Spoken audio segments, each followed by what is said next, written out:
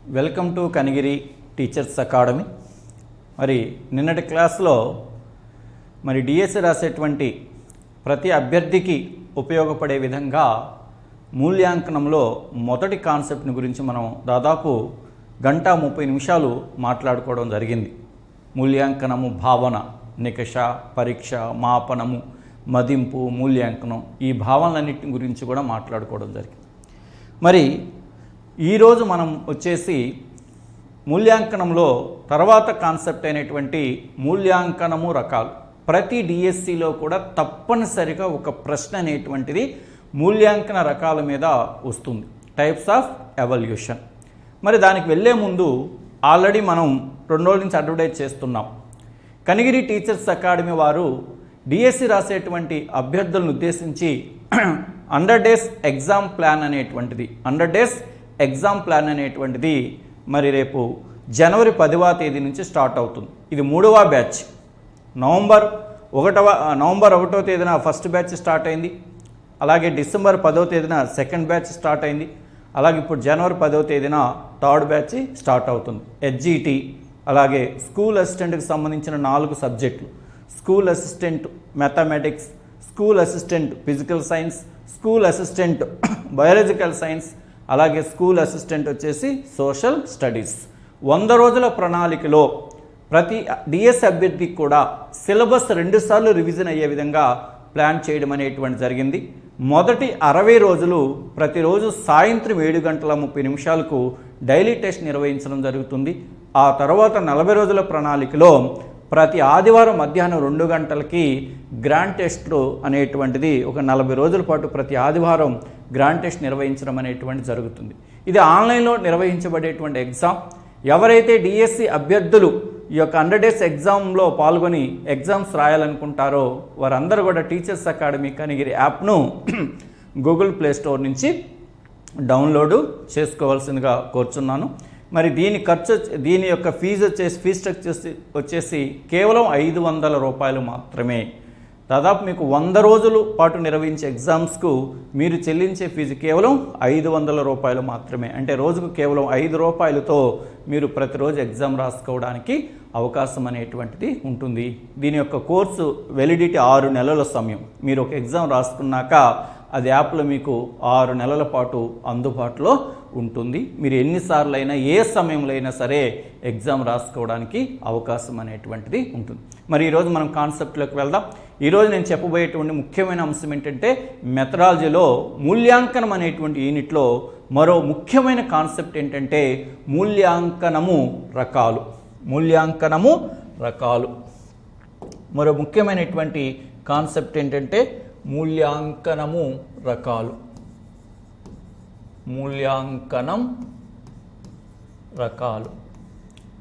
Types of evolution, మూల్యాంకనము రకాలు. మరి ఈ మూల్యాంకనం అంటే ఏమిటనేటువంటిది నిన్నటి క్లాసులో మనం చూసాం. ఈరోజు మూల్యాంకనములో ఉండేటువంటి రకాలను మనము వివిధ రకాలుగా వర్గీకరణ చేద్దాం. దీన్ని రకరకాలుగా మనం వర్గీకరణ చేయొచ్చు. ఒక వర్గీకరణ ఏంటంటే లోప నిర్ధారణ మూల్యాంకనం, డయాగ్నోస్టిక్ ఎవల్యూషన్. లోప నిర్ధారణ మూల్యాంకనం. మరొకటి రోపణ లేదా నిర్మాణాత్మక మూల్యాంకనము.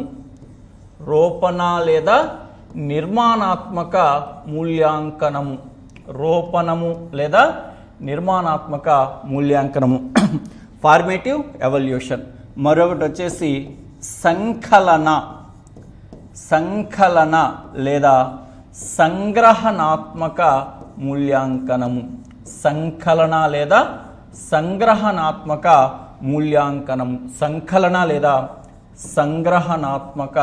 మూల్యాంకనము.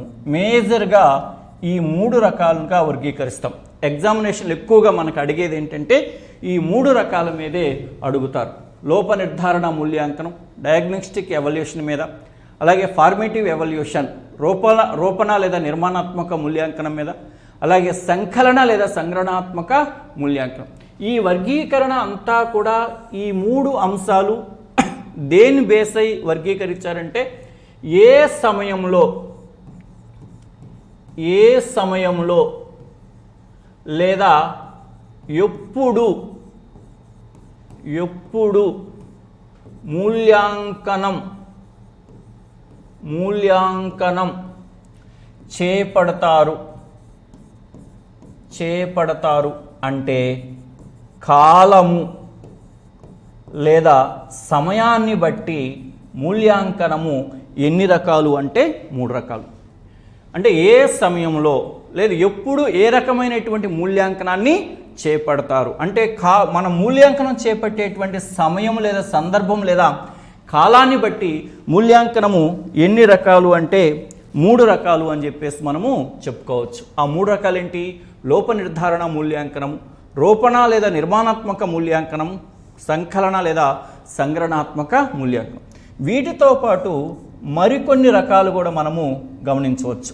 మేజర్గా అయితే ఈ 3 రకాలము మనం ఏ సందర్భంలో ఏ సమయంలో మూల్యాంకనాన్ని చేపడతామనే దాన్ని బట్టి మూల్యాంకనం వచ్చేసి 3 రకాలు: లోప నిర్ధారణ మూల్యాంకనం, రూపణ మూల్యాంకనం, సంకలన మూల్యాంకనం. మరికొన్ని రకాలు కూడా ఉన్నాయి. ముఖ్యంగా ప్లేస్మెంట్ ఎవాల్యుయేషన్ అంటే అర్హత, మరొక వర్గీకరణ కూడా ఉంది. అర్హత లేదా స్థాన నిర్దేశిత, అర్హత లేదా స్థాన నిర్దేశిత, అర్హత లేదా స్థాన నిర్దేశిత లేదా స్థానీకరణ, ప్లేస్మెంట్ ఎవాల్యుయేషన్ అనేది కూడా ఉంది. అర్హత లేదా స్థాన నిర్దేశిత లేదా స్థానీకరణ అంటే ప్లేస్మెంట్ ఎవాల్యుయేషన్ అనేటువంటి రకం కూడా మరొకటి ఉంది. మరొకటి ప్రాగుక్తి లేదా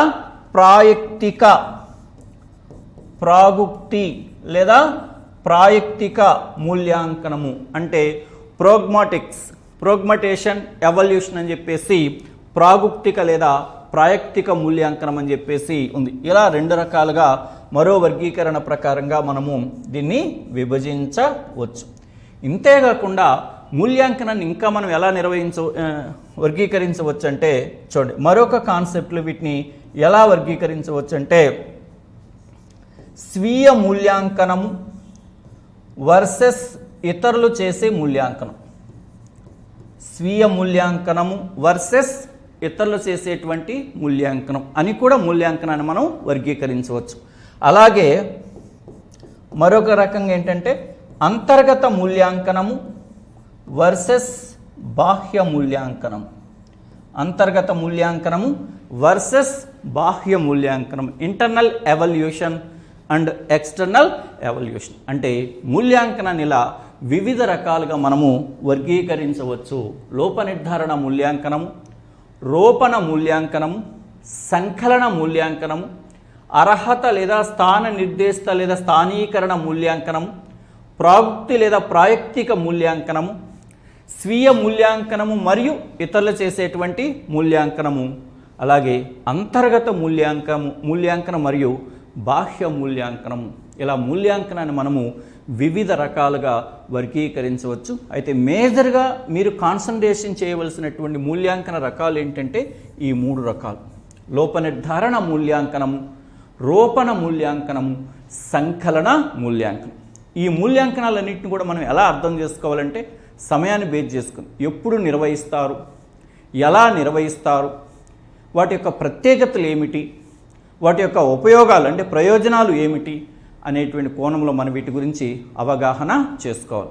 మరి ఇక్కడ ఎస్జిటి లేదా స్కూల్ అసిస్టెంట్ అనేటువంటి తేడా లేదమ్మా, అందరికీ కూడా వీటికి సంబంధించినటువంటి పాయింట్స్ కామన్గానే ఉంటాయి.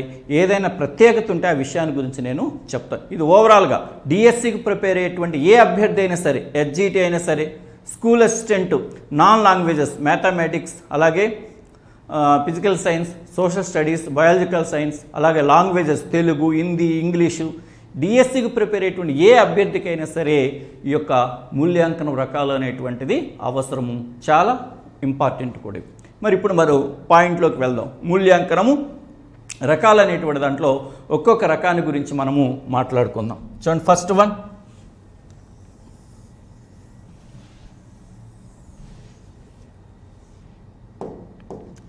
ఫస్ట్ చూడండి, మొదట మనం ఏం మాట్లాడుకుందాం, కాలాన్ని బేస్ చేసుకుని 3 రకాల వర్గీకరణ ఉన్నాయి కదా, దాని గురించి మాట్లాడుకుందాం. లోప నిర్ధారణ మూల్యాంకనము. ఫస్ట్ వన్, లోప నిర్ధారణ మూల్యాంకనము. చూడండి, లోప నిర్ధారణ మూల్యాంకనం. లోప నిర్ధారణ మూల్యాంకనం. దీన్ని ఇంగ్లీష్లో ఏమంటారు? Diagnostic evolution. డయాగ్నోస్టిక్ ఎవల్యూషన్, దీన్ని డయాగ్నోస్టిక్ ఎవల్యూషన్ అంటారు. లోప నిర్ధారణ మూల్యాంకనము. లోప నిర్ధారణ మూల్యాంకనము, డయాగ్నోస్టిక్ ఎవల్యూషన్, లోప నిర్ధారణ మూల్యాంకనం. ఇక్కడ మనం గుర్తుపెట్టుకోవాల్సింది ఏంటంటే, లోప నిర్ధారణ మూల్యాంకనానికి గల ఇతర పేర్లు ఏమిటి, లోప నిర్ధారణ మూల్యాంకనాన్ని ఎప్పుడు నిర్వహిస్తారు, ఎలా నిర్వహిస్తారు, ఈ లోప నిర్ధారణ మూల్యాంకనాన్ని నిర్వహించడం వలన ప్రయోజనాలు ఏమిటి అనేటువంటి విషయాన్ని మనము చూడాలి. ఫస్ట్ వన్ చూడండి, లోప నిర్ధారణ మూల్యాంకనానికి గల ఇతర పేర్లు ఏమిటి అనేటువంటిది చూద్దాం.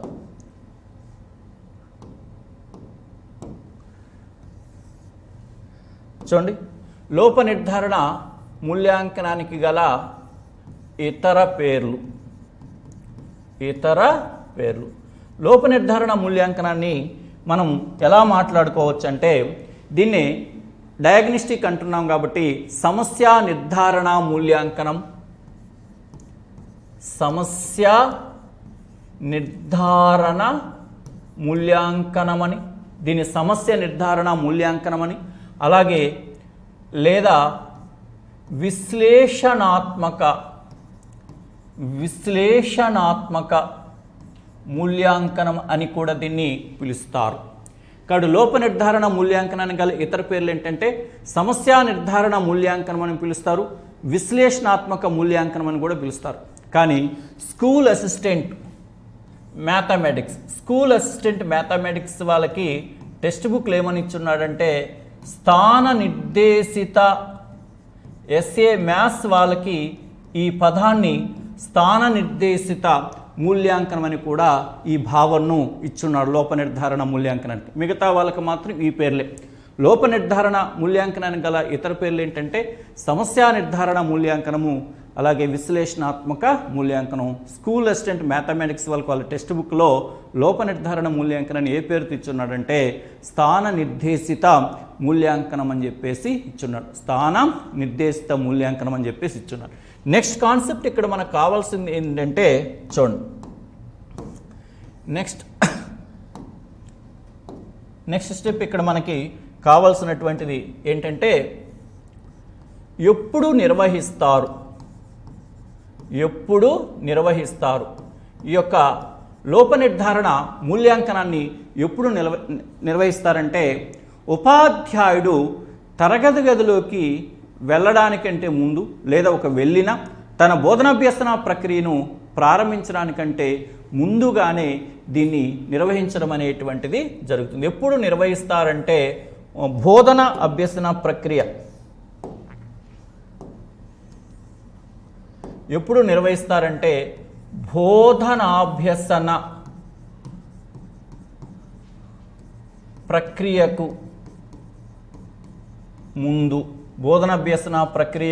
ముందు. బోధనాభ్యసన ప్రక్రియ జరగడానికంటే ముందుగానే ఈ యొక్క లోప నిర్ధారణ మూల్యాంకనాన్ని నిర్వహించడం అనేటువంటిది జరుగుతుంది.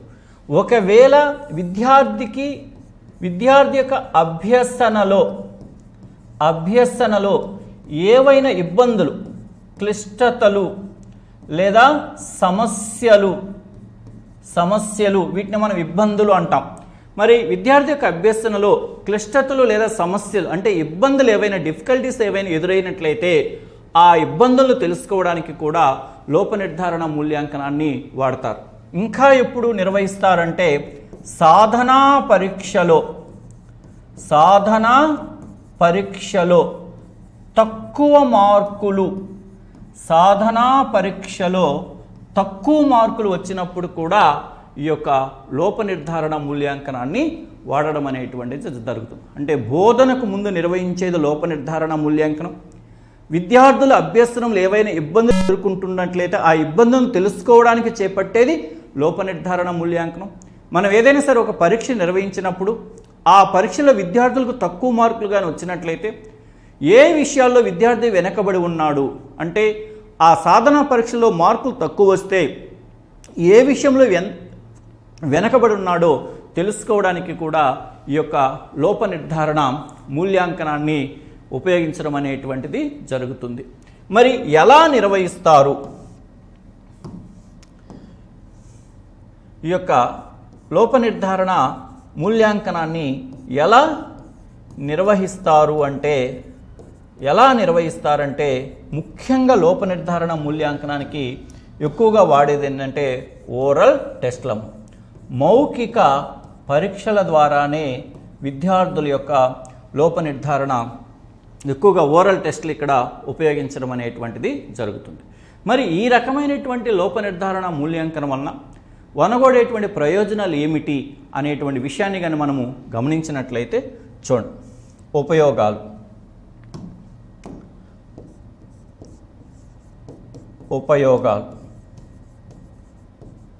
లోప నిర్ధారణ మూల్యాంకనం యొక్క ఉపయోగాలు ఏమిటి అనేది మనం గమనించినట్లయితే ముఖ్యంగా మనం గుర్తుపెట్టుకోవాల్సింది ఏంటంటే విద్యార్థుల యొక్క సామర్థ్యాలను తెలుసుకోవడానికి, విద్యార్థుల సామర్థ్యాలను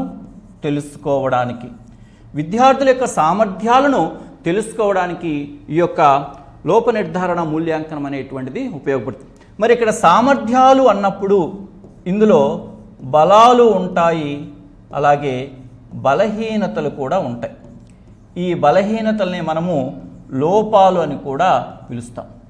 మరి విద్యార్థుల యొక్క సామర్థ్యాలను, విద్యార్థి ఏదైనా ఒక అంశానికి సంబంధించి విద్యార్థి యొక్క స్ట్రెంగ్త్ అండ్ వీక్నెసెస్, సామర్థ్యాలు అంటే బలాలు లేదా బలహీనతలు అంటే లోపాలను గుర్తించడానికి ఈ యొక్క లోప నిర్ధారణ మూల్యాంకనాన్ని ఉపయోగిస్తారు. అలాగే వివిధ అంశాలలో విద్యార్థుల యొక్క పూర్వ జ్ఞానం, ప్రీవియస్ నాలెడ్జ్, వివిధ అంశాలలో విద్యార్థుల యొక్క పూర్వజ్ఞానాన్ని తెలుసుకోవడానికి కూడా ఈ యొక్క లోప నిర్ధారణ మూల్యాంకనం అనేటువంటిది ఉపయోగపడుతుంది. చూడండి, ఉపాధ్యాయుడు తరగతి గదిలోకి ప్రవేశించిన తర్వాత తన పాఠం చెప్పడానికంటే ముందుగానే తాను చెప్పబోయే భావనకు సంబంధించి ప్రీవియస్ నాలెడ్జ్, పూర్వజ్ఞానం విద్యార్థులకి ఏ స్థాయిలో ఉందని తెలుసుకోవడం కోసం కొన్ని ఓరల్ క్వశ్చనర్స్ వేయడం అనేటువంటిది జరుగుతుంది. కాబట్టి విద్యార్థులకు వివిధ అంశాలకు సంబంధించి పూర్వజ్ఞానాన్ని తెలుసుకోవడానికి కూడా ఈ యొక్క లోప నిర్ధారణ మూల్యాంకనం అనేటువంటిది ఉపయోగపడుతుంది. అంతేకాకుండా విద్యార్థులకు వ్యక్తిగత బోధన చేయడానికి కూడా ఈ యొక్క లోప నిర్ధారణ మూల్యాంకనం అనేది ఉపయోగపడుతుంది. అంటే ఈ యొక్క బోధనాభ్యసన ప్రక్రియకు ముందు, అంటే పాఠం చెప్పడానికంటే ముందే విద్యార్థులు పరీక్షించడం ద్వారా ఎవరి సామర్థ్యాలు ఏంటో, ఎవరి బలహీనతలు ఏంటో తెలుసు. కాబట్టి వారి మధ్యనున్న వైయక్తిక భేదాలను దృష్టిలో ఉంచుకొని ఇండివిజువల్గా టీచ్ చేయడానికి కూడా ఇది ఉపయోగపడుతుంది. అంటే వ్యక్తిగత బోధన చేయడానికి లోప నిర్ధారణ మూల్యాంకనం అనేటువంటిది జరుగుతుంది. అలాగే కోర్సులను రూపకల్పన చేయడానికి కూడా ఉపయోగపడుతుంది. విద్యార్థుల సామర్థ్యాలు అంటే బలాలు, బలహీనతలు తెలిసినప్పుడు వాటికి అనుగుణంగా విద్యార్థులకు ఉపయోగపడే విధంగా వివిధ రకాల కోర్సులను రూపకల్పన చేయడానికి కూడా ఉపయోగపడుతుంది. అంతేకాకుండా ఈ యొక్క కరికులం లేదా సిలబస్లో మార్పులు, చేర్పులు చేపట్టడానికి కూడా ఈ యొక్క లోప నిర్ధారణ మూల్యాంకనం అనేటువంటిది ఉపయోగపడుతుంది. ఇది లోప నిర్ధారణ మూల్యాంకనానికి సంబంధించినటువంటి ముఖ్యమైన అంశాలు. చూడమ్మా మరొక్కసారి, లోప నిర్ధారణ మూల్యాంకనాన్ని ఇంకా ఏమని పిలుస్తాం? సమస్య నిర్ధారణ మూల్యాంకనం అని పిలుస్తాం, విశ్లేషణాత్మక మూల్యాంకనం అని కూడా పిలుస్తాం. మరి ఈ యొక్క ఒక విద్యా సంవత్సర కాలంలో లోప నిర్ధారణ మూల్యాంకనాన్ని ఎప్పుడు నిర్వహిస్తామంటే బోధనకు ముందు, బోధన జరగడానికి ముందు చేపట్టే మూల్యాంకనమే లోప నిర్ధారణ మూల్యాంకనం. అంటే ఒక పని జరగడానికి ముందు, ఇక్కడ పని ఏంటి? బోధన. అంటే బోధనాభ్యసన ప్రక్రియ జరగడానికంటే ముందే విద్యార్థిని పరీక్షించడానికి చేపట్టే మూల్యాంకనమే లోప నిర్ధారణ మూల్యాంకనం. అంతేకాకుండా అభ్యసనలో ఏవైనా ఇబ్బందులు ఎదురైతే, క్లిష్టతలు, సమస్యలు, అభ్యసనలో విద్యార్థులకు అభ్యసనలో ఏవైనా ఇబ్బందులు ఎదురైనట్లయితే ఆ ఇబ్బందుల గురించి తెలుసుకోవడానికి కూడా ఈ యొక్క లోప నిర్ధారణ మూల్యాంకనం. డయాగ్నోస్టిక్ అంటే అర్థం ఏంటి? సమస్యను తెలుసుకోవడం కోసం చేపట్టే మూల్యాంకనమే లోప నిర్ధారణ మూల్యాంకనం. మరి విద్యార్థులకు మనం పరీక్షలు నిర్వహించినప్పుడు అందులో తక్కువ మార్కులు వచ్చినప్పుడు మరి ఎందుకు తక్కువ మార్కులు వచ్చాయి, ఏ విషయంలో వెనకబడి ఉన్నారో అని తెలుసుకోవడానికి కూడా లోప నిర్ధారణ మూల్యాంకనాన్ని మనము ఉపయోగిస్తాం. మరి ఈ యొక్క లోప నిర్ధారణ మూల్యాంకనంలో ఉపయోగించే సాధనాలు ముఖ్యమైనది ఏంటంటే మౌఖిక పరీక్షలు, ఓరల్ టెస్టులు ఎక్కువగా ఇక్కడ ఉపయోగించడం అనేటువంటిది జరుగుతుంది. మరి ఈ లోప నిర్ధారణ మూల్యాంకనాన్ని నిర్వహించడం వలన ఉపయోగం ఏంటంటే విద్యార్థుల యొక్క సామర్థ్యాలను తెలుసుకోవచ్చు. అంటే బలాలు, బలహీనతలను, అంటే లోపాలను గురించి తెలుసుకోవడానికి ఉపయోగపడుతుంది. వివిధ అంశాల్లో విద్యార్థి యొక్క పూర్వజ్ఞానాన్ని తెలుసుకోవడానికి లోప నిర్ధారణ మూల్యాంకనం అనేది ఉపయోగపడుతుంది. ఎప్పుడైతే విద్యార్థి యొక్క సామర్థ్యాలు తెలుసుకుంటాము, విద్యార్థుల యొక్క పూర్వజ్ఞానాన్ని తెలుసుకుంటాము, దానికి అనుగుణంగా వ్యక్తిగత బోధన చేయడానికి లోప నిర్ధారణ మూల్యాంకనం ఉపయోగపడుతుంది. కోర్సులను డిజైన్ చేయడానికి లోప నిర్ధారణ మూల్యాంకనం ఉపయోగపడుతుంది. దానికి అనుగుణంగా కరికులంలో మార్పులు, చేర్పులు చేపట్టడానికి కూడా ఈ యొక్క లోప నిర్ధారణ మూల్యాంకనం అనేది ఉపయోగపడుతుంది. ప్రీవియస్ ఎగ్జామ్స్లో మనం చూస్తే ఎన్నోసార్లు అడిగినటువంటి ప్రశ్న, సింపుల్ ప్రశ్నాపత్రంలో మీకు విద్యార్థుల యొక్క లోపాలు లేదా బలాలు లేదా బలహీనతలు లేదా ఇబ్బందులు లేదా సమస్యలు ఇలాంటి పదాలు ఇచ్చి వీటిని గురించి తెలుసుకోవడానికి ఉపాధ్యాయుడు చేపట్టవలసిన మూల్యాంకనం ఏంటంటే లోప నిర్ధారణ మూల్యాంకనము, డయాగ్నోస్టిక్ ఎవాల్యుయేషన్. అలాగే నెక్స్ట్ మరొక రకమైనటువంటి మూల్యాంకనం ఏంటనేది మనము చూద్దాం.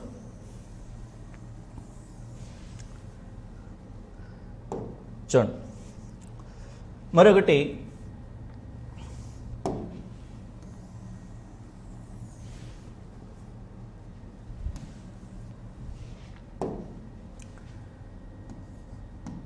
రోపణ లేదా నిర్మాణాత్మక మూల్యాంకనము.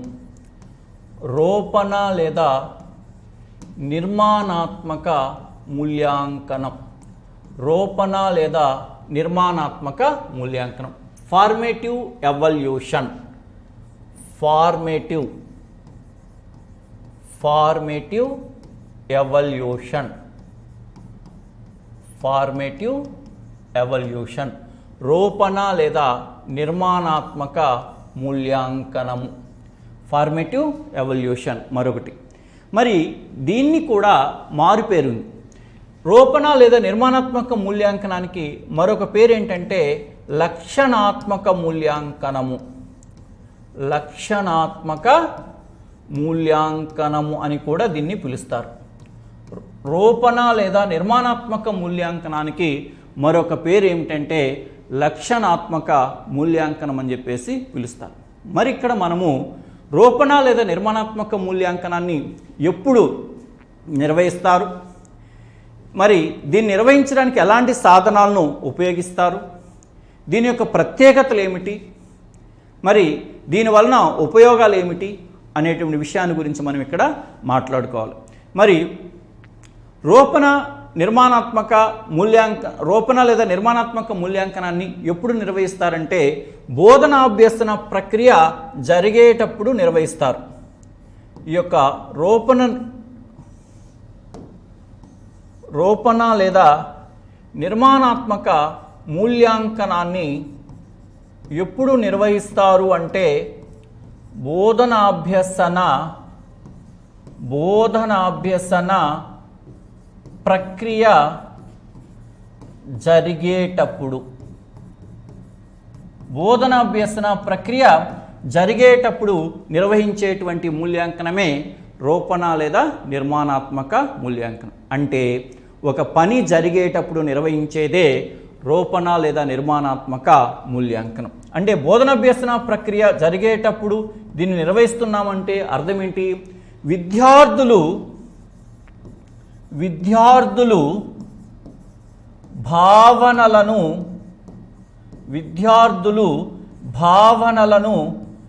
ఏర్పరచుకునేటప్పుడు విద్యార్థులు భావనలను ఏర్పరచుకునేటప్పుడు ఈ యొక్క రూపణ లేదా నిర్మాణాత్మక మూల్యాంకనాన్ని నిర్వహిస్తారు. అంటే ఉపాధ్యాయుడు పాఠము బోధన చేసేటప్పుడు మరి ఉపాధ్యాయుడు యొక్క పాఠం ద్వారా విద్యార్థులు తమలో రకరకాలైనటువంటి భావనలను ఏర్పరచుకుంటారు.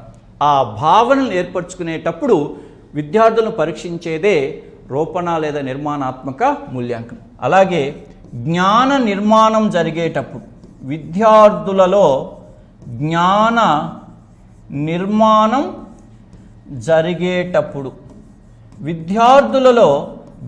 నిర్మాణం జరిగేటప్పుడు చేపట్టేటువంటి మూల్యాంకనమే రూపణ లేదా నిర్మాణాత్మక మూల్యం. మరి ఇక్కడ బోధన అభ్యసన ప్రక్రియ జరుగుతుందంటే మరి బోధన అభ్యసన ప్రక్రియ ఎప్పుడు జరుగుతుంది? విద్యా సంవత్సరం ప్రారంభమైనప్పటి నుంచి ఆ విద్యా సంవత్సరం ముగిసేంత వరకు కూడా బోధన అభ్యసన ప్రక్రియ జరుగుతూనే ఉంటుంది. కాబట్టి విద్యా సంవత్సరం అంతా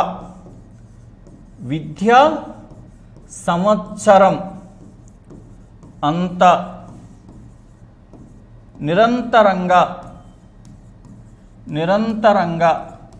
అవిచ్ఛిన్నంగా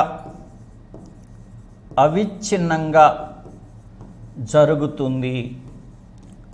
విద్యా సంవత్సరం అంతా నిరంతరంగా అవిచ్ఛిన్నంగా జరుగుతుంది. అంటే దీని అర్థం ఏంటంటే ఉపాధ్యాయుడు ఒక విద్యా సంవత్సర కాలంలో విద్యార్థిని ఎన్నిసార్లు పరీక్షిస్తే విద్యార్థిలో అంత ఎక్కువ జ్ఞాన నిర్మాణం జరుగుతుంది, విద్యార్థుల్లో అంత బాగా అభ్యసనం జరుగుతుంది, విద్యార్థి అన్ని ఎక్కువ భావనలను ఏర్పాటు చేసుకోవడం అనేది జరుగుతుంది. ఏ ఉపాధ్యాయుడైతే తరగతి గదిలో పాఠం చెప్తూ నిరంతరం విద్యార్థులను ప్రశ్నిస్తాడో అప్పుడు విద్యార్థుల జ్ఞాన నిర్మాణం అనేటువంటిది బాగా జరుగుతుంది. కాబట్టి దాని పరంగా దీన్ని ఏమంటారంటే విద్యార్థి జీవితంలో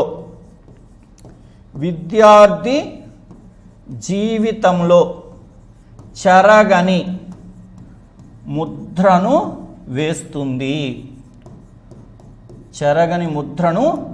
కేవలం ప్యాసివ్గా ఉపాధ్యాయుడు పాఠం చెప్పుకుంటా వెళ్తే ఉపయోగం లేదు. నిరంతరం ఉపాధ్యాయుడు విద్యార్థులకు పాఠ్యాంశాన్ని బోధన చేసేటప్పుడు వారిని ప్రశ్నిస్తూనే ఉండాలి. ఎంత ఎక్కువ ప్రశ్నిస్తే అంత ఎక్కువ విద్యార్థి విషయాన్ని అవగాహన పెంపొందించుకోవడం అనేటువంటిది జరుగుతుంది. కాబట్టి విద్యార్థి జీవితంలో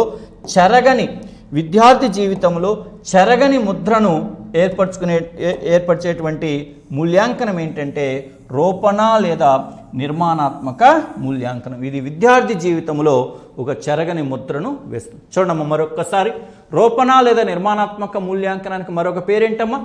లక్షణాత్మక మూల్యాంకనం. దీన్ని పాఠశాలలు ఎప్పుడు నిర్వహిస్తారు? బోధనాభ్యసన ప్రక్రియ జరిగేటప్పుడు నిర్వహిస్తారు. అంటే ఉపాధ్యాయుడు విద్యార్థులకు బోధన చేసేటప్పుడు చేపట్టే మూల్యాంకనమే రూపణ లేదా నిర్మాణాత్మక మూల్యాంకనం. అంటే విద్యార్థులు భావనలు ఏర్పరచుకునేటప్పుడు చేపట్టే మూల్యాంకనమే రూపణ లేదా నిర్మాణాత్మక మూల్యాంకనం. విద్యార్థుల జ్ఞాన నిర్మాణం జరిగేటప్పుడు చేపట్టే మూల్యాంకనమే రూపణ లేదా నిర్మాణాత్మక మూల్యాంకనం. అంటే ఒక విద్యా సంవత్సరం అంతా చేపట్టేటువంటి మూల్యాంకనమే రూపణ లేదా నిర్మాణాత్మక మూల్యాంకనం. అంటే దీని అర్థం ఏంటి? నిరంతర సమగ్ర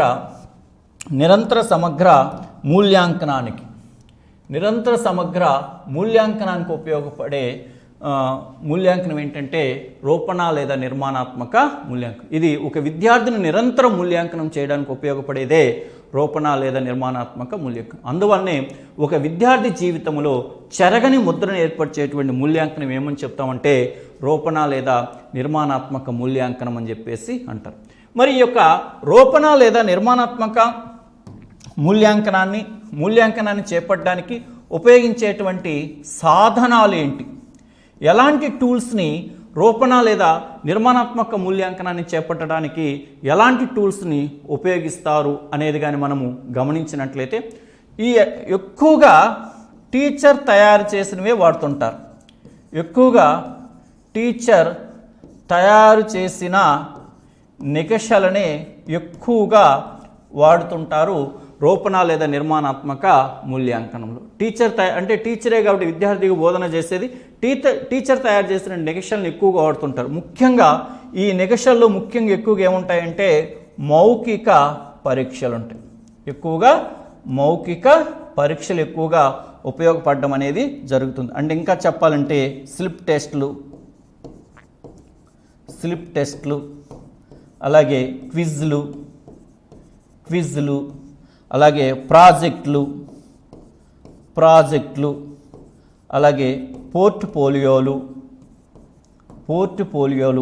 ఇలాంటివన్నీ కూడా ఉపయోగించడం అనేటువంటి జరుగుతుంది. అంటే ఉపాధ్యాయుడు నిర్వహించేటువంటి వివిధ రకాల నికషలు కానీ, మౌఖిక పరీక్షలు కానీ, స్లిప్ టెస్టుల ద్వారా కానీ, క్విజ్ల ద్వారా కానీ, ప్రాజెక్టు పనుల ద్వారా కానీ, పోర్ట్ఫోలియోల ద్వారా కానీ ఈ యొక్క రూపణ లేదా నిర్మాణాత్మక మూల్యాంకనాన్ని చేపట్టడం అనేటువంటిది జరుగుతుంది. కాబట్టి రూపణ లేదా నిర్మాణాత్మక మూల్యాంకనంలో ఎక్కువగా ఉపయోగించేటువంటి సాధనాలు ఏంటంటే మౌఖిక పరీక్షలు, స్లిప్ టెస్టులు, క్విజ్లు, ప్రాజెక్టులు, పోర్ట్ఫోలియోలు ఇలా మొదలైన సాధనాల ద్వారా రూపణ లేదా నిర్మాణాత్మక మూల్యాంకనాన్ని చేపడతారు.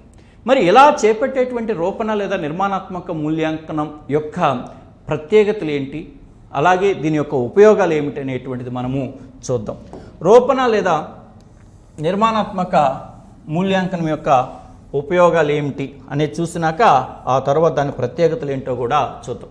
రూపణ లేదా నిర్మాణాత్మక మూల్యాంకనం యొక్క ప్రధానమైనటువంటి ఉపయోగాలు ఏంటంటే దీని యొక్క ఉపయోగాలు ఏంటంటే తక్షణ వెరీ ఇంపార్టెంట్ అమ్మ, తక్షణ పరిపుష్టి, ఫీడ్బ్యాక్ వెంటనే తక్షణ పరిపుష్టి తెలుసుకోవడానికి ఉపయోగపడుతుంది. ఈ యొక్క రూపణ లేదా నిర్మాణాత్మక మూల్యాంకనం అనేది తక్షణ పరిపుష్టి అంటే వెంటనే ఫలితాలు. తక్షణ పరిపుష్టి అంటే వెంటనే ఫలితాలు తెలుసుకోవడమే ఫీడ్బ్యాక్ అంటాం. తక్షణ పరిపుష్టి అంటే వెంటనే ఫలితాలు తెలుసుకోవడం. ఏ రకమైన ఫలితాలు? మరి బోధనాభ్యసన ప్రక్రియలో ఏం జరుగుతుంది? బోధన జరుగుతుంది, అలాగే అభ్యసనం కూడా జరుగుతుంది. కాబట్టి విద్యార్థులకు సంబంధించి అభ్యసన పరంగా తక్షణ పరిపుష్టిని తెలుసుకోవడానికి రూపణ లేదా నిర్మాణాత్మక మూల్యాంకనం ఉపయోగపడుతుంది. అలాగే టీచర్లకు బోధన పరంగా తక్షణ పరిపుష్టిని తెలుసుకోవడానికి ఈ యొక్క రూపణ లేదా నిర్మాణాత్మక మూల్యాంకనం అనేటువంటిది ఉపయోగపడుతుంది. వెరీ ఇంపార్టెంట్ అమ్మ. ఫీడ్బ్యాక్ అంటే ఫలితాలను తెలుసుకోవడం. మరి ఇక్కడ విద్యార్థుల్లో ఏం జరుగుతుంది? అభ్యసనం జరుగుతుంది. అంటే ఉపాధ్యాయుడు తన తరగతిలోని విద్యార్థులను ప్రశ్నించినప్పుడు ఉపాధ్యాయుడు అడిగిన ప్రశ్నలకు విద్యార్థులు సమాధానం చెప్పారు అంటే దాని అర్థమైంది విద్యార్థుల అభ్యసనం జరిగిందని అర్థం. అంటే అభ్యసన ఫలితాలను వెంటనే తెలుసుకోగలిగాడు. మరి ఉపాధ్యాయుడు తాను చెప్పినది విద్యార్థులు చెప్పగలిగారు అంటే దాని అర్థమైంది ఉపాధ్యాయుడు యొక్క బోధన విద్యార్థులకు అర్థమైందని అర్థం. అంటే అక్కడ బోధన సక్రమంగా ఉంది, అభ్యసనం కూడా సక్రమంగా జరిగిందని. ఇప్పుడు ఉపాధ్యాయుడు అడిగిన ప్రశ్నలకు విద్యార్థులు సమాధానం చెప్పలేదు అంటే దాని అర్థమైంది ఫస్ట్ వన్ విద్యార్థుల అభ్యసనం జరగలేదు. మరి విద్యార్థుల అభ్యసనం జరగలేదు అంటే ఏంటి? బోధన సక్రమంగా లేదు అని. అప్పుడు ఉపాధ్యాయుడు మరొక విధానంలో విద్యార్థులకు బోధన చేయడం అనేటువంటి జరుగుతుంది. కాబట్టి విద్యార్థులకి తన అభ్యసన పరంగా తక్షణ పరిపుష్టిని తెలుసుకోవడానికి, ఉపాధ్యాయుడికి తన బోధన పరంగా తక్షణ పరిపుష్టిని తెలుసుకోవడానికి ఈ యొక్క రూపణ లేదా నిర్మాణాత్మక మూల్యాంకనం అనేటువంటిది ఉపయోగపడుతుంది. వెరీ ఇంపార్టెంట్ అమ్మ. మనకి జనరల్గా డయాగ్నోస్టిక్ ఎవాల్యుయేషన్ లోప నిర్ధారణ మూల్యాంకనం అనగానే బలాలు, బలహీనతలు, సమస్యలు, క్లిష్టతలు అలాంటివి తెలుసుకోవడానికి. రూపణ లేదా నిర్మాణాత్మక మూల్యాంకనం అనగానే వెంటనే ఫలితాలను తెలుసుకోవడానికి. సింపుల్గా చెప్పాలంటే నిరంతరం ఒక విద్యార్థి గురించి తెలుసుకోవడానికి చేసే ప్రయత్నమే రూపణ లేదా నిర్మాణాత్మక మూల్యాంకనం అని చెప్పేసి చెప్తాం. మరి అలాగే ఈ రూపణ లేదా నిర్మాణాత్మక మూల్యాంకనం యొక్క ప్రత్యేకతలు ఏమిటి? దీని యొక్క ప్రత్యేకతలు ఏమిటి? రూపణ లేదా నిర్మాణాత్మక మూల్యాంకనం యొక్క ప్రత్యేకతలు ఏంటి అనేది కానీ మనం చూస్తున్నట్లయితే ఈ యొక్క ఫలితాలను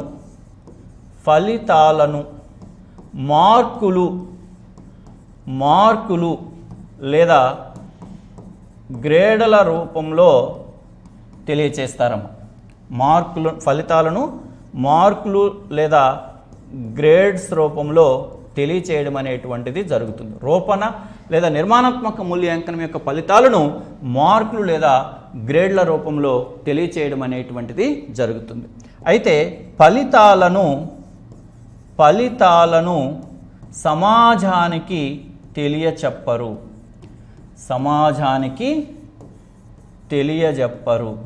అంటే సమాజానికి తెలియచెప్పరు అంటే దీని అర్థం ఏంటంటే ఒకరిని మరొకరితో లేదా ఒక సంస్థను వేరొక సంస్థతో పోల్చడానికి ఉపయోగపడదు. ఈ యొక్క రూపణ లేదా నిర్మాణాత్మక మూల్యాంకనం అనేటువంటి యొక్క ఫలితాలు సమాజానికి తెలియజెప్పరు అంటే అర్థం ఏంటంటే ఈ యొక్క ఫలితాలతో ఒకరిని మరొకరిని కంపారిజన్ చేయడం కానీ ఒక సంస్థను మరొక సంస్థతో కంపారిజన్ చేయడం కానీ జరగదు. ఇప్పుడు చూడండి, for example teachers academy coaching సెంటర్లో విద్యార్థులు జాయిన్ అయ్యారనుకోండి. ప్రతిరోజు డైలీ టెస్ట్ నిర్వహిస్తున్నాం. ఒకరోజు డైలీ టెస్టులు ఎక్కువ మార్కులు వచ్చాయని చెప్పేసి ఈ అభ్యర్థి స్టేట్ ర్యాంకు లేదా జిల్లా ర్యాంక్ అని చెప్పగలుగుతామా? ఆ తరగతి గదిలో ఉండేటువంటి విద్యార్థులకు సామర్థ్యాలను ఎప్పటికప్పుడు తెలుసుకోవడానికి ఉపయోగపడుతుంది తప్ప దానిని సమాజానికి తెలియజెప్పడం జరగదు. అలాగే దాన్ని ఒక సంస్థ యొక్క ఫలితాలను మరొక సంస్థ యొక్క ఫలితాలతో కంపారిజన్ చేయడానికి కూడా కుదరదు. ఇప్పుడు మనం పాఠశాలలో కూడా అనేక స్లిప్ టెస్ట్ నిర్వహిస్తాం. మరి స్లిప్ టెస్ట్ ఫలితాల ఆధారంగా విద్యార్థుల్ని పాస్ ఫెయిల్ అని చెప్పగలుగుతామా? చెప్పలేం. స్లిప్ టెస్ట్ యొక్క ఫలితాలు ఆధారంగా లేదా ప్రాజెక్ట్ పనుల యొక్క ఫలితాల ఆధారంగా వాళ్ళకి స్టేట్ ర్యాంక్ అని చెప్పేసి మనం ఏమైనా ప్రకటించగలుగుతామా?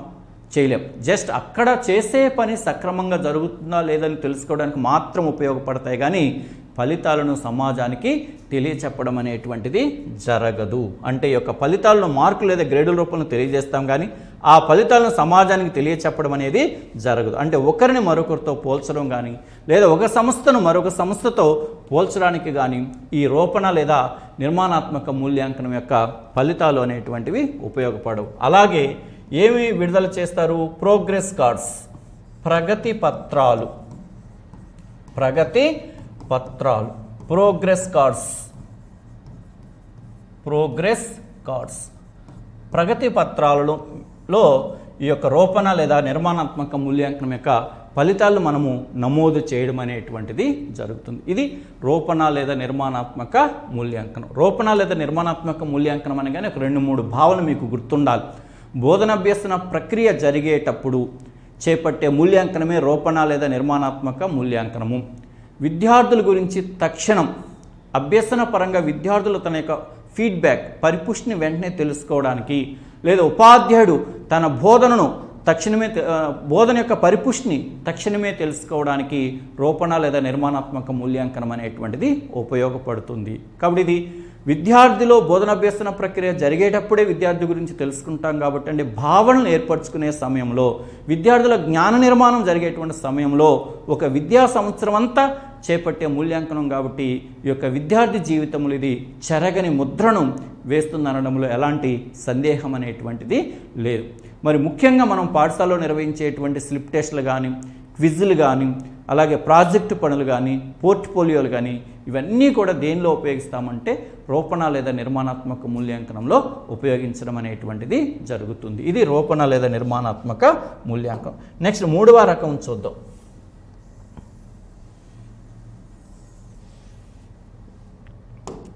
నెక్స్ట్ 3వ రకం చూడండి.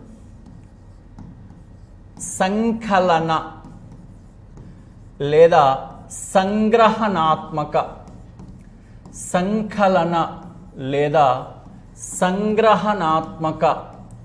మూల్యాంకనం. సంకలనం లేదా సంగ్రహణాత్మక మూల్యాంకనం 3వ రకం. దీన్నే సమ్మేటివ్ ఎవల్యూషన్.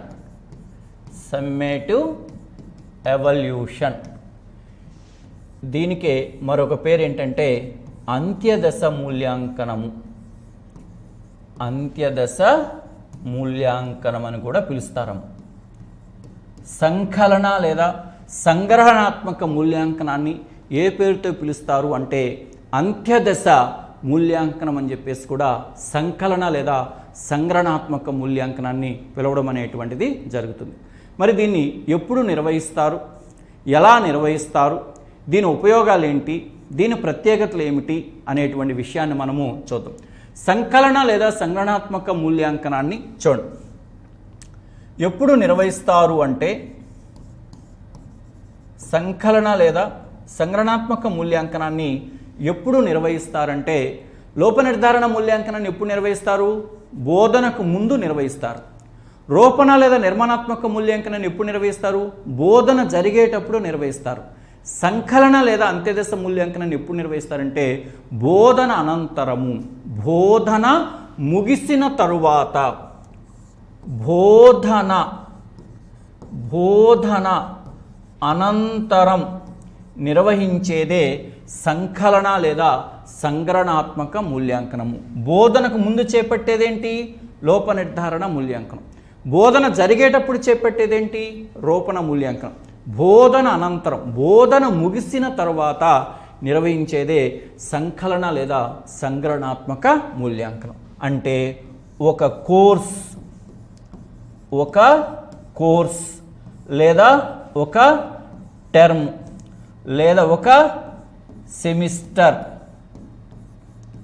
ముగిసిన తరువాత చేపట్టేదే సంకలన లేదా సంగ్రహణాత్మక మూల్యాంకనం. ఒక కోర్సు ముగిసిన తర్వాత లేదా ఒక టర్మ్ ముగిసిన తర్వాత, ఒక సెమిస్టర్ ముగిసిన తర్వాత నిర్వహించేటువంటి దాన్ని ఏమని చెప్తామంటే సంకలన లేదా సంగ్రహణాత్మక మూల్యాంకనం అని చెప్పేసి అంటారు. ఒక కోర్సు ముగిసిన తర్వాత లేదా ఒక టర్మ్ ముగిసిన తర్వాత లేదా ఒక సెమిస్టర్ ముగిసిన తర్వాత నిర్వహించేటువంటిదే సంకలన లేదా సంగ్రహణాత్మక మూల్యాంకనం. చూడండి, ఉదాహరణకు అర్ధవార్షిక పరీక్షలు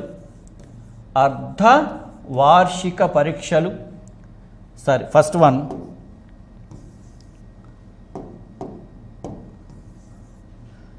చూడండి, క్వార్టర్లీ ఎగ్జామ్స్, త్రైమాసిక పరీక్షలు, అలాగే అర్ధవార్షిక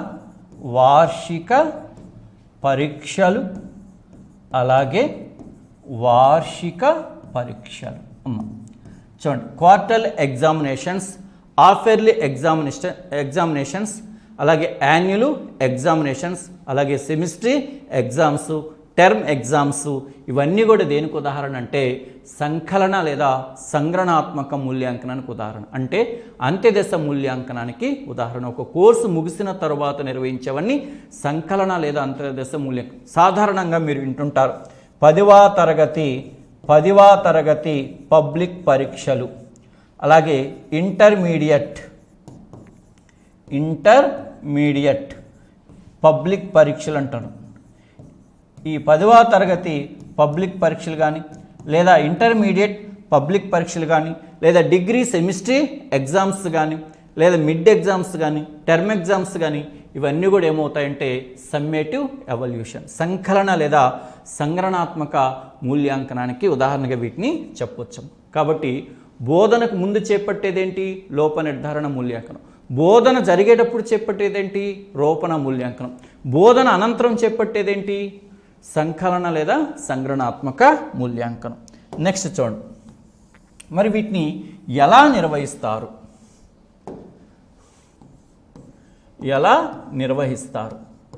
సంకలన లేదా సంగ్రహణాత్మక మూల్యాంకనాన్ని ఎలా నిర్వహిస్తారంటే సాంప్రదాయ విధానాలు అంటే రాత పరీక్షల ద్వారా వీటిని ఎక్కువగా నిర్వహించడం అనేటువంటిది జరుగుతుంది. సంప్రదాయ విధానాలు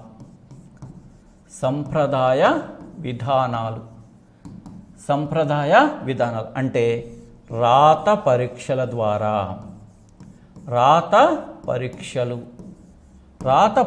ద్వారా రిటన్ టెస్ట్లు అనమాట. ఈ యొక్క సంప్రదాయ విధానం లేదా రాత పరీక్షలు మనం జనరల్గా వివిధ మూల్యాంకన సాధనాలు అంటుంటాం. వ్యాసరూప ప్రశ్నలు, లఘు సమాధాన ప్రశ్నలు, అతి లఘు సమాధాన ప్రశ్నలు, లక్ష్యాత్మక ప్రశ్నలు అంటే ఇవన్నీ కూడా రిటన్ టెస్ట్లు. అయితే ప్రాథమిక తరగతులలో ఈ యొక్క ఈ రాత పరీక్షలతో పాటు మౌఖిక పరీక్షలను కూడా ఉపయోగించడం అనేటువంటిది జరుగుతుంది. ఇందులో ప్రాథమిక ప్రాథమిక తరగతులలో ఈ యొక్క సంకలన లేదా సంగ్రహణాత్మక మూల్యాంకనంలో కొన్ని మౌఖిక పరీక్షలను కూడా ఉపయోగించడం జరుగుతుంది. కానీ ఉన్నత తరగతుల్లో మాత్రం రాత పరీక్షల్ని ఉపయోగించడం అనేటువంటిది జరుగుతుంది. కాబట్టి ఎప్పుడు నిర్వహిస్తారు, ఎలా నిర్వహిస్తారు అంటే సాంప్రదాయ విధానాల ద్వారా నిర్వహిస్తారు. మరి ఆ సాంప్రదాయ విధానాలు ఏంటంటే రిటన్ టెస్టులు, రాత పరీక్షల ద్వారా సంకలన లేదా సంగ్రహణాత్మక మూల్యాంకనాన్ని నిర్వహిస్తారు. మరి యొక్క సంకలన లేదా సంగ్రహణాత్మక మూల్యాంకనం వల్ల ఉపయోగాలు ఏంటి, వీటి యొక్క ఉపయోగాలు, యూజెస్ ఏంటి, ఉపయోగాలు ఏమిటి అనేది కానీ మనం గమనించినట్లయితే ఈ యొక్క సంకలన లేదా సంగ్రహణాత్మక మూల్యాంకనం యొక్క ఉపయోగాలు ఏంటంటే విద్యార్థుల యొక్క అంటే అభ్యసన స్థాయిని మదింపు చేసి విద్యార్థులను ఎంపిక చేయడానికి ఇది ఉపయోగపడుతుంది. అభ్యసన స్థాయిని లేదా స్థాయిలను మదింపు చేసి విద్యార్థులను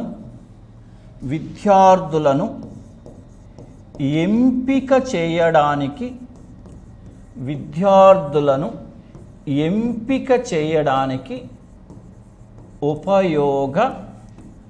ఉపయోగపడుతుంది.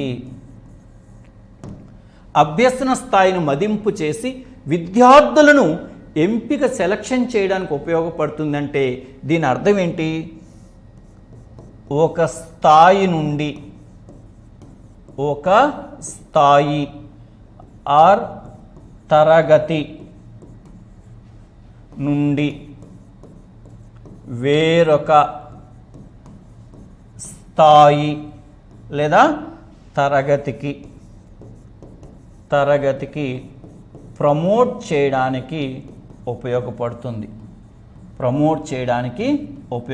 అంటే దీని అర్థం ఏంది? ప్రమోట్ అంటే ఏంటి?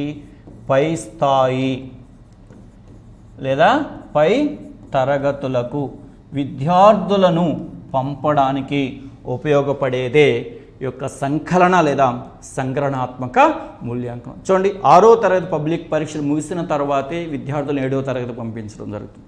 10వ తరగతి పబ్లిక్ పరీక్షలు ముగిసిన తర్వాత 10వ తరగతిలో ఎవరైతే పాస్ అవుతారో వారిని ఇంటర్మీడియట్కి పంపించడం జరుగుతుంది.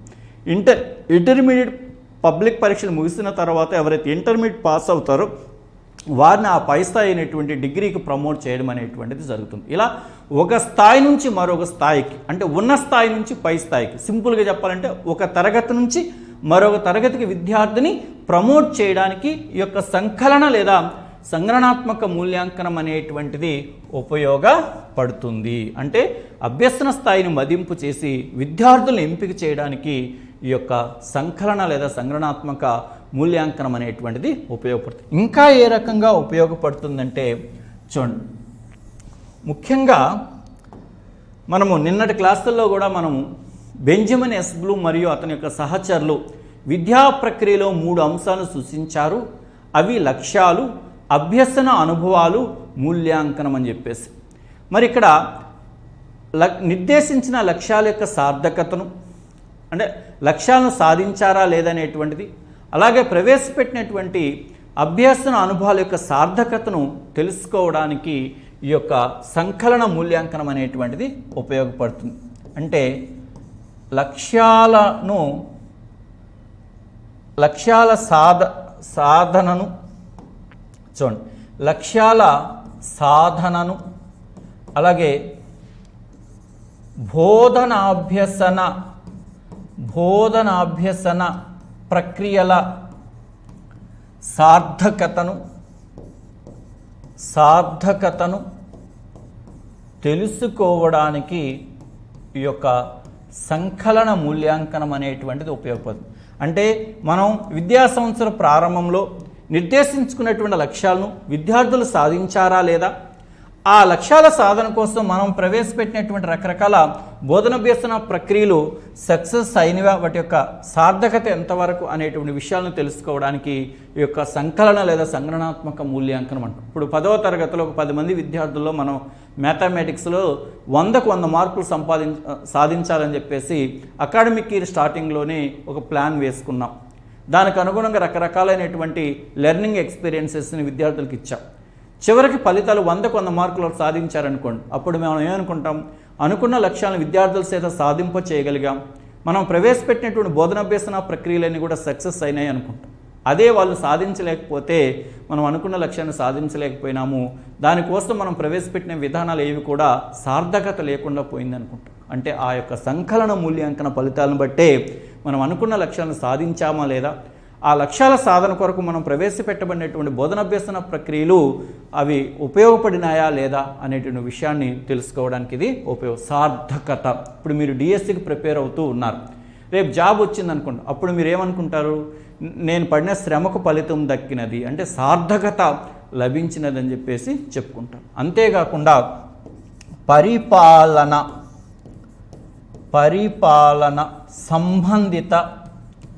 సంబంధిత విషయాలను కంపారిజన్ అంటే బేరీజు చేసుకోవడానికి లేదా చేయడానికి కూడా ఈ యొక్క సంకలన మూల్యాంకనం యొక్క ఫలితాలే ఉపయోగపడతాయి. చూడండి, 10వ తరగతి పబ్లిక్ పరీక్షలు ముగిసిన తర్వాత మనకిస్తుంటారు మన జిల్లాల్లో, అంటే ఆంధ్రప్రదేశ్ రాష్ట్రంలో పలానా ప్రకాశం జిల్లా రాష్ట్రంలో మొదటి స్థానంలో నిలిచినది, లేదా బాలికలు మొదటి స్థానంలో నిలిచారు, లేదా పలానా పాఠశాలలో 10వ తరగతి ఫలితాలు వెనుకబడినాయి. ఎక్కడైతే ఫలితాలు మెరుగ్గా ఉంటాయో అలా ఫలితాలు మెరుగ్గా ఉండడానికి గల కారణం ఏంటి, అక్కడ చేపట్టినటువంటి అడ్మినిస్ట్రేషన్ ఏంటి అనేటువంటి దాన్ని ఒకసారి పరీక్షిస్తారు. ఎక్కడైతే ఫలితాలు చాలా బలహీనంగా ఉన్నాయో ఎందుకు అక్కడ ఫలితాలు తగ్గిపోయినటువంటి విషయంలో అక్కడ పరిపాలన అనేటువంటి విషయాలను మరొకసారి సమీక్ష చేసుకోవడం అనేటువంటిది జరుగుతుంది. కాబట్టి పరిపాలన సంబంధిత విషయాలను బేరీజు చేసుకోవడానికి కూడా ఈ సంకలన లేదా సంగ్రహణాత్మక మూల్యాంకనం యొక్క ఫలితాలు అనేటువంటివి ఉపయోగపడతాయి. కాబట్టి సంకలన లేదా సంగ్రహణాత్మక మూల్యాంకనం అనేటువంటిది ఎందుకు ఉపయోగపడుతుందంటే అభ్యసన స్థాయిని మదింపు చేసి విద్యార్థుల యొక్క స్థాయిని తెలుసుకోవడానికి ఉపయోగపడుతుంది. అంటే ఒక తరగతి నుంచి మరొక తరగతికి లేదా పై స్థాయికి పంపడానికి సంకలన మూల్యాంకన ఫలితాలు అనేవి ఉపయోగపడతాయి. అలాగే లక్ష్యాల సాధన గురించి, బోధనాభ్యసన ప్రక్రియల యొక్క సార్థకతను గురించి తెలుసుకోవడానికి కూడా సంకలన మూల్యాంకన ఫలితాలు అనేవి ఉపయోగపడతాయి. అలాగే పరిపాలన సంబంధిత విషయాలను బేరీజ్ చేసుకోవడానికి, అంటే పోల్చడానికి లేదా విశ్లేషణ చేసుకోవడానికి కూడా ఈ యొక్క సంకలన లేదా అంత్యదశ మూల్యాంకన ఫలితాలు అనేటువంటివి ఉపయోగపడతాయి. మరి దీని యొక్క ప్రత్యేకత ఏంటి, ఈ యొక్క సంకలన లేదా అంత్యదశ మూల్యాంకనం యొక్క దీని యొక్క ప్రత్యేకతలు ఏంటి చూడండి. దీని యొక్క ప్రత్యేకతలు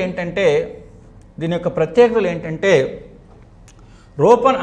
రూపణ లేదా నిర్మాణాత్మక మూల్యాంకనంలో మాదిరిగానే ఈ యొక్క విద్యార్థుల యొక్క ఫలితాలను మార్కులు లేదా గ్రేడ్స్ రూపంలో తెలియచేయడం అనేటువంటిది జరుగుతుంది. సేమ్ రూపణ లేదా నిర్మాణాత్మక మూల్యాంకనంలో ఫలితాలను ఏ విధంగా మనం మార్కుల రూపంలో కానీ గ్రేడ్స్ రూపంలో కానీ తెలియజేస్తామో సంకలన మూల్యాంకన ఫలితాలను కూడా మార్కులు లేదా గ్రేడ్స్ రూపంలో తెలియచేయడం అనేటువంటిది జరుగుతుంది. అయితే ఫలితాలను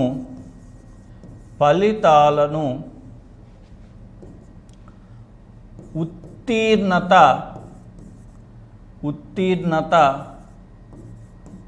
పత్రాలు అంటే పాస్ సర్టిఫికేట్స్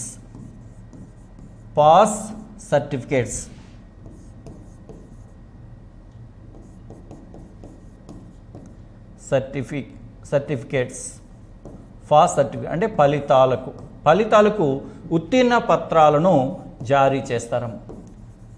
పాస్ సర్టిఫికేట్స్ను జారీ చేయడం జరుగుతుంది. చూడండి, 10th క్లాస్ పాస్ అయిన తర్వాత 10th class marks memo, intermediate pass అయిన తర్వాత intermediate pass memo, degree pass అయిన తర్వాత degree marks or pass memo అని ఇస్తారు. ఉత్తీర్ణత పత్రాలు, రూపణ లేదా నిర్మాణాత్మక మూల్యాంకనం ఏంటి, ప్రోగ్రెస్ కార్డ్స్. కానీ ఇక్కడ మాత్రం పాస్ సర్టిఫికేట్స్, ఉత్తీర్ణ పత్రాలు ఇవ్వడం అనేటువంటిది జరుగుతుంది. అలాగే ఫలితాలను సమాజానికి తెలియచేస్తారు. ఫలితాలను సమాజానికి తెలియచేస్తారు. ఫలితాలను సమాజానికి తెలియజేస్తున్నారంటే అర్థం ఏంటి? ఒకరిని మరొకరితో పోల్చడం జరుగుతుంది, లేదా ఒక సంస్థ యొక్క ఫలితాలను మరొక సంస్థ యొక్క ఫలితాలతో పోల్చడం అనేటువంటిది జరుగుతుంది. చూడండి, 10వ తరగతి పబ్లిక్ పరీక్షల యొక్క ఫలితాలు వచ్చిన తర్వాత స్టేట్లో మేమే మొదటి, లేదా ఇంటర్మీడియట్ ఫలితాలు వచ్చిన తర్వాత స్టేట్లో మేము ఈ సబ్జెక్ట్లో మంచి ఫలితాలు సాధించడం జరిగింది, లేదా ఎంసెట్ లేదా నీట్ ఫలితాలు వచ్చినప్పుడు మేమే మొదటి ర్యాంక్ సాధించడం జరుగుతుంది అంటే ఫలితాలు మొత్తం సమాజానికి తెలియచెప్పడం అనేటువంటిది జరుగుతుంది. పబ్లిక్ పరీక్షల యొక్క ఫలితాలు సమాజం మొత్తానికి కూడా తెలియజేయడం జరుగుతుంది. దాని ద్వారా ఎక్కడైతే ఫలితాలు మెరుగ్గా ఉంటాయో విద్యకు సంబంధించి మిగతా పాఠశాలతో పోలిస్తే ఆ పాఠశాల అన్ని విషయాల్లో కూడా సమర్థతను కలిగి ఉందని చెప్పేసి చెప్తాం. ఇలా మూల్యాంకనం అనేటువంటిది 3 రకాలని చెప్పేసి చెప్పుకున్నాం. చూడండి, ఎప్పుడు నిర్వహిస్తాము అనే దాని పరంగా చూస్తే బోధనకు ముందు చేపట్టేది లోప నిర్ధారణ మూల్యాంకనం, బోధన జరిగేటప్పుడు చేపట్టేది రూపణ లేదా నిర్మాణాత్మక మూల్యాంకనం ఫార్మేటివ్ ఎవల్యూషన్, బోధన ముగిసిన తర్వాత, ఒక కోర్సు ముగిసిన తర్వాత, ఒక విద్యా సంస్థ ముగిసిన తర్వాత చేపట్టేది సంకలన లేదా సంగ్రహణాత్మక మూల్యాంకనం. మరి రూపణ లేదా నిర్మాణాత్మక మూల్యాంకనంలో ఏ సాధనాలను ఉపయోగిస్తామంటే ఎక్కువగా మౌఖిక పరీక్షలను ఉపయోగిస్తాం. రూపణ లేదా నిర్మాణాత్మక మూల్యాంకనంలో ఏ సాధనాలను ఉపయోగిస్తామంటే మౌఖిక పరీక్షలను ఉపయోగిస్తాం, స్లిప్ టెస్ట్లు ఉపయోగిస్తాము, క్విజ్లు ఉపయోగిస్తాము, ప్రాజెక్ట్ పనులు ఉపయోగిస్తాము, పోర్ట్ఫోలియోలు కూడా ఉపయోగిస్తాం. సంకలన లేదా సంగ్రహణాత్మక మూల్యాంకనంలో ఏమి ఉపయోగిస్తామంటే సాంప్రదాయ విధానాలు, ఎక్కువగా రాత పరీక్షల్ని ఉపయోగించడం అనేటువంటిది జరుగుతుంది. అంటే త్రైమాసిక, అర్ధవార్షిక, వార్షిక పరీక్షలని సంకలన లేదా సంగ్రహణాత్మక మూల్యాంకనం ఉపయోగపడుతుంది. మరి లోప నిర్ధారణ మూల్యాంకనం ఎందుకు ఉపయోగపడుతుంది? విద్యార్థుల్లో ఉండేటువంటి సామర్థ్యాలు అంటే బలాలు మరియు బలహీనతల గురించి తెలుసుకోవడానికి లోప నిర్ధారణ మూల్యాంకనం అనేది ఉపయోగపడుతుంది. రూపణ లేదా నిర్మాణాత్మక మూల్యాంకనం ఎందుకు ఉపయోగపడుతుందంటే తక్షణ పరిపుష్టి, ఫీడ్బ్యాక్, విద్యార్థి గురించి వెంటనే తెలుసుకోవడానికి రూపణ లేదా నిర్మాణాత్మక మూల్యాంకనం అనేది ఉపయోగపడుతుంది. సంకలన మూల్యాంకనం ఎందుకు ఉపయోగపడుతుంది? అభ్యసన స్థాయిని మదింపు చేయడం ద్వారా విద్యార్థుల యొక్క స్థాయిని తెలుసుకోవడానికి, అంటే విద్యార్థులను ఒక స్థాయి నుంచి మరొక స్థాయికి, అంటే ఒక తరగతి నుంచి మరొక తరగతికి ప్రమోట్ చేయడానికి సంకలన మూల్యాంకనం అనేటువంటిది ఉపయోగపడుతుంది. అలాగే లక్ష్యాల సాధన గురించి, బోధనాభ్యసన ప్రక్రియల సమర్థత గురించి తెలుసుకోవడానికి కూడా ఈ యొక్క సంకలన లేదా అంత్యదశ మూల్యాంకనం అనేది ఉపయోగపడుతుంది. పరిపాలన సంబంధిత విషయాలను బేరీజు చేసుకోవడానికి కూడా సంకలన లేదా అంత్యదశ మూల్యాంకనం అనేటువంటిది ఉపయోగపడుతుంది. మరి ఈ యొక్క రూపణ మరియు సంకలన మూల్యాంకనాల గురించి రాబర్ట్ స్టేక్స్ అనేటువంటి వ్యక్తి ఒక ఫన్నీ కామెంటు చేస్తాడు. అదేంటంటే చూడండి,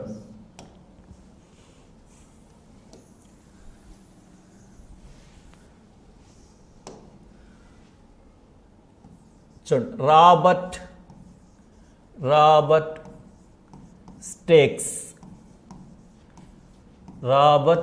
స్టేక్స్ ప్రకారం చూడండి, రూపణ మూల్యాంకనం, రూపణ లేదా నిర్మాణాత్మక మూల్యాంకనం అనేది వంటవాడు వంట చేసేటప్పుడు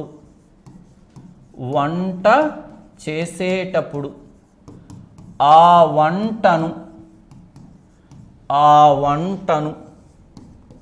రుచి చూడటం లాంటిది అంటాడు రాబర్ట్ స్టేక్స్. చూడండి, మనం వంటను వండేటప్పుడు మధ్యలో టేస్ట్ చూస్తూ ఉంటాం. ఏ పదార్థం పెరిగింది, ఏ పదార్థం తగ్గింది, టేస్ట్ పెరిగిందా తగ్గిందని దానికి అనుగుణంగా మనం ఇంగ్రీడియంట్స్ పదార్థాలు కలుపుతూ ఉంటాం, కలబెడుతూ.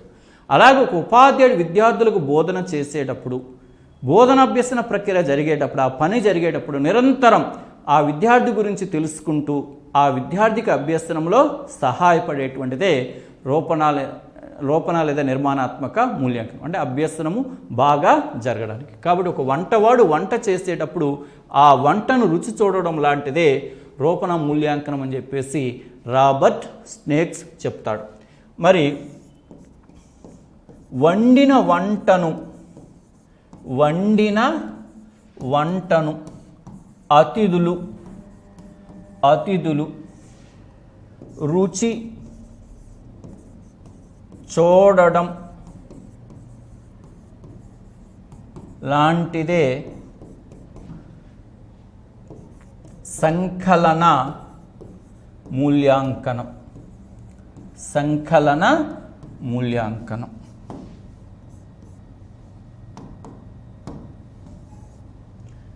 కాబట్టి చూడండి, రూపణ మూల్యాంకనాన్ని గురించి ఏమంటున్నాడు? వంటవాడు వంట చేసేటప్పుడు ఆ వంటను రుచి చూడడం లాంటిదే రూపణ మూల్యాంకనం అంటాడు. కానీ సంకలన మూల్యాంకనాన్ని ఏమంటున్నాడు? వండిన వంటను అతిథులు రుచి చూడడం లాంటిదే సంకలన మూల్యాంకనం. వంట వండడం పూర్తయిపోయింది, అలాగే బోధన ముగిసిన తర్వాత విద్యార్థిని పరీక్షించడమే సంకలన లేదా సంగ్రహణాత్మక లేదా అంత్యదశ మూల్యాంకనం. ఇలా మూల్యాంకనంలో 3 ప్రధానమైనటువంటి రకాలు. ఇవి చాలా చాలా ఇంపార్టెంట్.